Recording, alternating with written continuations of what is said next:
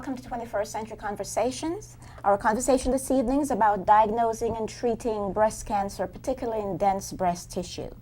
Much has been said over the last 2 years about women with dense breast tissue being more difficult to diagnose. And in fact, Connecticut has a law that says healthcare providers must inform women if they have dense breast tissue and must make available to them special diagnostic tools such as ultrasound to make sure that if they do have breast cancer, it is caught early.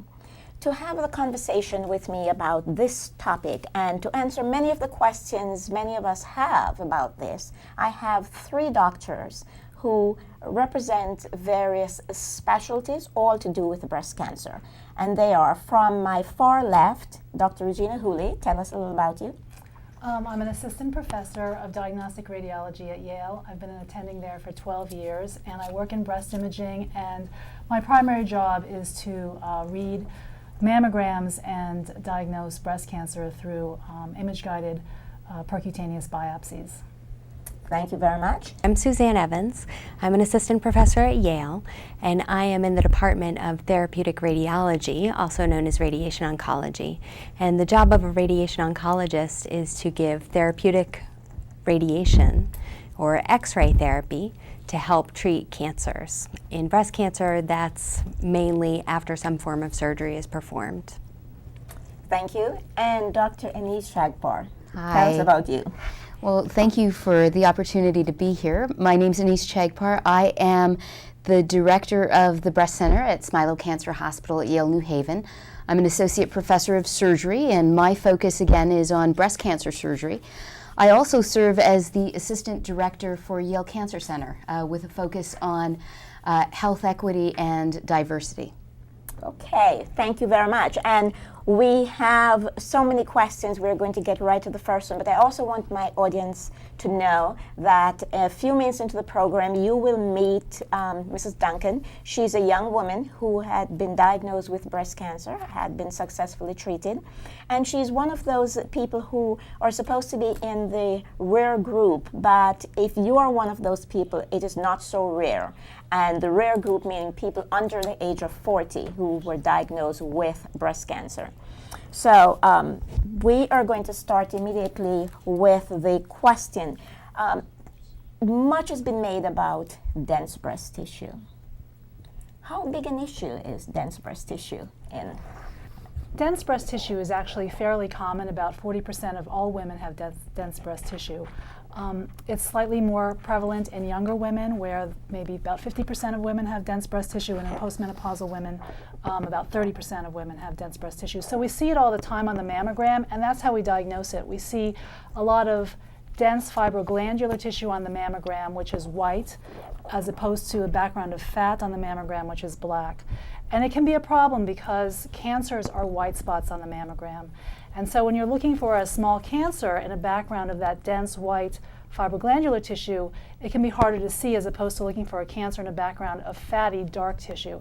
Looking for a cancer in dense breast tissue is sort of like looking for a polar bear in the snow. It can be very challenging. So it's difficult, and it reduces the accuracy of the mammogram. The sensitivity of the mammograms in general in women with dense breast tissue is about maybe 50%, meaning that half of the time if there's a cancer there, we could be missing it, as opposed to the accuracy or sensitivity of a mammogram in a woman with fatty tissue. There the sensitivity is higher in the range of over 90%, so it's much more accurate. So how has the new rules that says, you need to use ultrasounds and all this, how have these new rules helped you to more accurately diagnose these young women who might have breast cancer in their dense breast tissue? Well, we can use the ultrasound as a secondary or supplemental screening tool in women who have had a normal mammogram. And this includes not only young women, but older women as well. Anybody with dense breast tissue in Connecticut now, because of the law that was passed in 2009, are eligible for the dense breast ultrasound, as we call it in our department. So we use it after they have a normal mammogram, and we can pick up some additional cancers that are not seen on the mammogram in the order of about 3 to 5 per 1,000. So for every 1,000 screening ultrasounds we do, we will pick up about 3 to 5 cancers. And that seems really low, but that's actually really comparable to mammography, which has a cancer detection rate of about 2 to 8 per thousand. So it's right in that ballpark there with screening mammography. The downside of the screening ultrasound, though, is that there are a lot of false positives. And so it can cause women to go on for additional testing, perhaps a biopsy, when in fact they didn't have anything wrong with them. So that's the downside of it. Oh, I see. Now, for either of you, have you found among those 3 to 5% more that you're seeing, or 3 to 5 more people, do they tend to be younger? And when you do diagnose them, are you getting good results? In our experience at Yale during our first year, we did collect the data, and all of our 3 cancers were in fact in postmenopausal women. And I think it might have just been a sampling phenomena where we only had 3 cancers out of 1,000. We only did just under 1,000 screening breast ultrasounds in that first year, and that's the only data we have.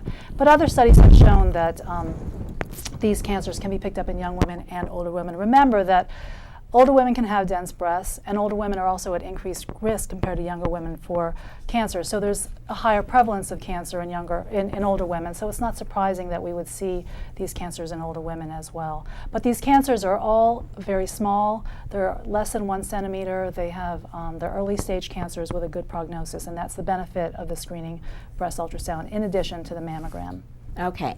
Now, we have also learned a lot about what is called microcalcifications. And are these microcalcifications more likely to be found in women with dense breast tissue or no? Well, microcalcifications are also something that we detect on the mammogram, and microcalcifications are actually very common in all women, and they're most often benign, but occasionally they can be an early sign of breast cancer.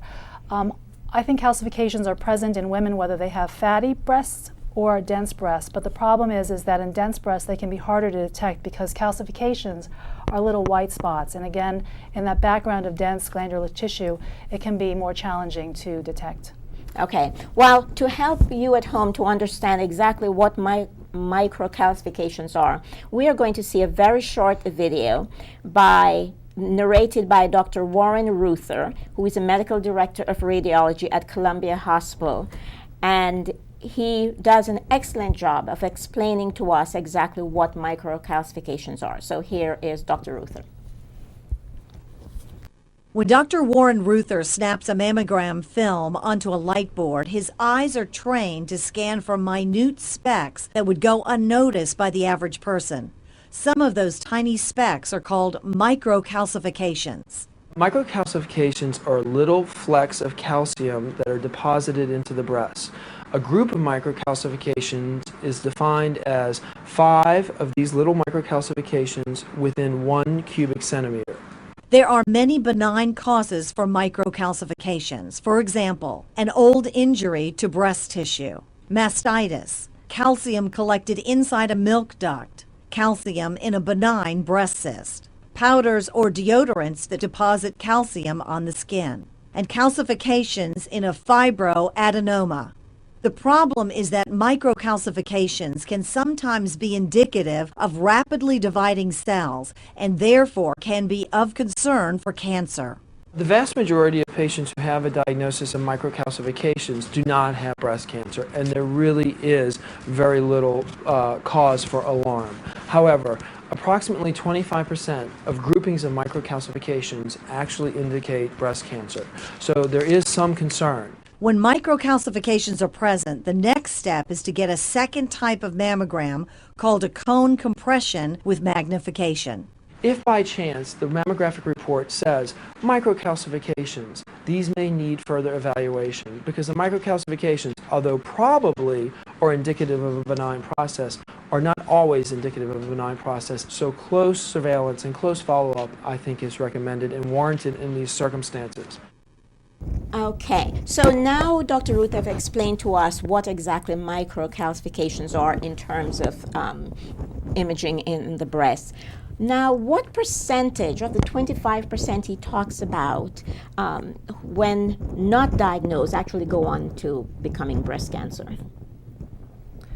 Well, I think that what this doctor was referring to is that when we see calcifications and we recommend biopsy of them, about 25% turn out to be cancer. And most of these cancers tend to be the early stage. Microcalcifications are more likely associated with ductal carcinoma in situ, or DCIS, and that's a very early form of breast cancer that has a good prognosis. Oh, okay. Many women over the age of 50 take hormone replacement therapy. This increases breast density. Should this density issue be considered in deciding who should be given hormone replacement therapy? Well, I think that the issue with regards to hormone replacement therapy is much deeper than simply looking at breast density. Okay. There have been many studies that have demonstrated that hormone replacement therapy increases your risk of developing breast cancer. And whether that's associated with increased levels of estrogen, whether it's associated with density itself, or how that's mediated is really unclear. But we know that hormone replacement therapy does increase risk, and when women stop taking hormone replacement therapy, we've actually seen a decline in the incidence of breast cancer. Oh. And you know, many women take hormone replacement therapy because it makes them feel so much better when they're going through menopause. So it becomes almost like a catch-22. Well, it does, and that's why it's important for women to talk to their doctors about balancing the quality of life and their menopausal side effects versus their risk of developing breast cancer. There are many symptoms, postmenopausal symptoms, that can be managed with other therapies outside of hormone replacement therapy. All of these are perhaps not as effective as hormone replacement therapy because menopausal symptoms, by and large, are due to a lack of estrogen. So replacing that estrogen does help with those symptoms, but we know that it increases your risk. So if you are at risk because of other factors as well, you may want to talk to your doctor about the risk and benefit of hormone replacement therapy. So women who have a family history of breast cancer and women who might have other factors, such as, for example, genetic markers, such as BRCA1 or 2. These women should, not only should they have these facts available to them, but they should definitely talk to their doctor about whether they're actually a good candidate for hormone replacement therapy. Right, and their therapy should be individualized based on their history. So if you're at increased risk, talking to your doctor about your postmenopausal symptoms may lead your doctor to discuss with you alternatives to hormone replacement therapy, because we really don't want to increase your risk over what you are already at. Okay. What accounts for the fact that more African American women tend to have dense breast tissue? At least this is what the information says. I looked into this, and I actually don't know of any study that shows that African American women have increased breast density compared to white women or other ethnic groups. The only ethnic group that has a slightly increased incidence of elevated breast density are Asians. We don't know why, but Really? they have a slightly increased. I think the prevalence of dense breast tissue is about 60% overall, as opposed to 50% for the rest of the population. Okay, well, I'm going to provide a link for my audience that where the information is a little different. And so I do want to say to my audience, you can go to the website showing on the screen. It is the 3 W's, blackwomen'shealth.org/issues. And if you go there, you will see a link that takes you to Black women and breast cancer. We really think it's important that people get information from various resources and then have a discussion with their doctors. Okay. Now, we're going to speak with Mrs. Duncan. And Mrs. Duncan was diagnosed with breast cancer at the age of 37. And she is someone who, in fact, does have dense breasts. And we want to say thanks to Mrs. Duncan for being here. Mrs. Duncan, you started doing self-examination at age 35. You do not have a first-degree relative with breast cancer. Why did you start exams so early? After several visits with my gynecologist, he told me that I had dense breasts, and I think from what I can remember, over time, I will feel lumps in my breasts, and after several ultrasounds, he mentioned to me that I had dense breasts. Okay, so you were feeling these lumps. You told the doctor, and he said you had ultrasound, and he said to you, you do have dense breasts. That is correct. Okay, how did you diagnose? In fact, you're the one who felt this lump. How do you know that this lump was different, the one that actually turned out to be cancer? How do you know this was different from what you were experiencing 2 years before when you were examining your breast yourself? I had a coworker who came in one day and said, she felt something on her chest. And I said to her, I felt something also, because seeing that I know I had dense breasts, I will always examine myself, my breasts. And I'm not sure how I came about, but for over 2 months, I felt like something was different on my left breast and my right breast. And that's when I notified my doctor about it. And then, was it on a mammogram that this was found, or was it on an ultrasound? When did they tell you, and how did they find out that definitely it was breast cancer? But first I went to my primary care doctor, who told me it was just a cyst and gave me some medication, told me it will go away in 7 days. After 7 days, I immediately checked again. I felt, lump there. So I said I'll give him the benefit of the doubt and waited 10 days. And then after the 10 days, it was still there. I went to my gynecologist, who I, mentioned my concern to him, and he suggested I do an ultrasound. During the conversation, he said to me, seeing that you had so many ultrasounds, prior to this, he will send me for a mammogram again, which I did.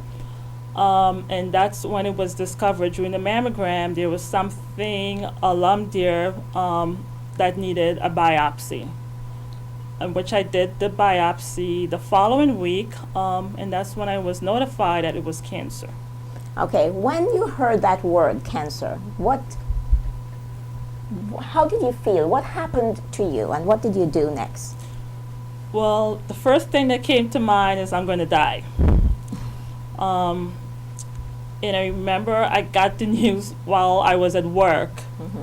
And I have a good working relationship with my gynecologist, so he called me at work and he was like, Esther, the test came back positive, it is cancer, you'll be fine, and we set up all the necessary appointments for you. And I immediately started crying, but I was at work, so it was kind of hidden.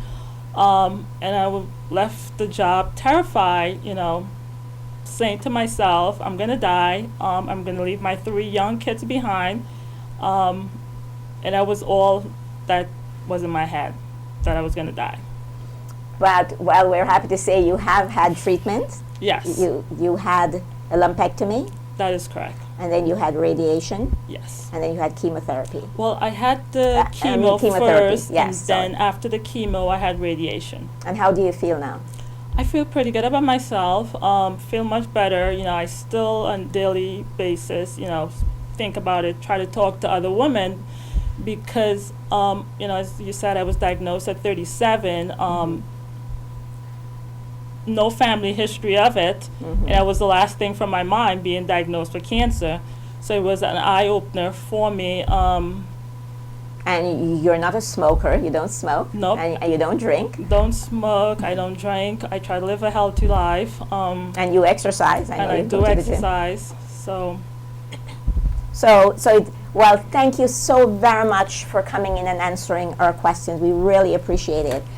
Preventive services make these recommendations about women between 50 and 74. But here is someone 37 years old, and as I told you before when we were discussing this, that I know she's the 5th person under age 40 I know all happens to be black women who have breast cancer. And so I want to ask you, do you know of a connection between birth control and breast cancer? Well, you know, birth control has been associated with a small increase in the risk of developing breast cancer. It is not a dramatic increase, but it, like all forms of estrogen, is associated with a small increased risk, but not a dramatic one.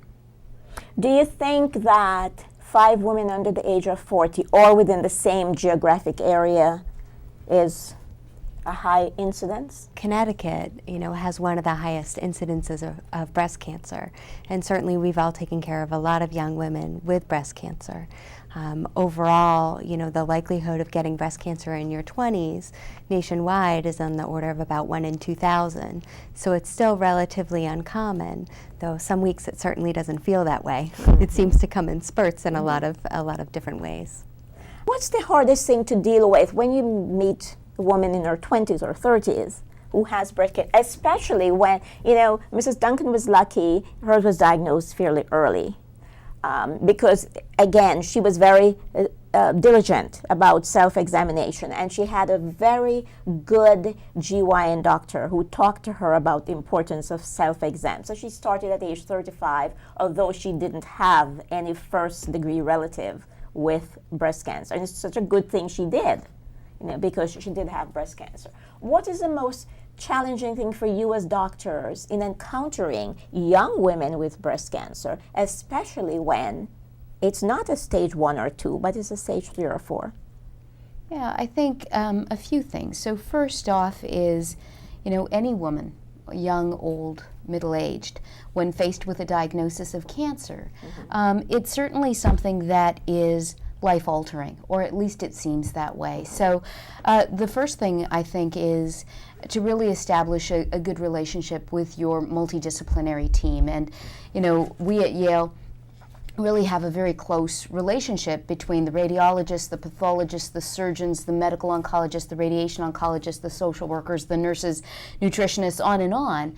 And so for women to really get a sense of knowledge, a background of people who are going to form their team, who are going to help them to get through this experience. I think that's the first thing. For many women, this is an experience of fear, and you need to get them over that. Many women don't have a first-degree family relative. In fact, the vast majority of women who we see don't have a family history. But we deal with what we have presented to us, and we get women through this so that at the end of the day, they can look back on this experience and say, you know what, I got through it, it was a bump in the road, I'm getting on with my life, I'm now cancer-free.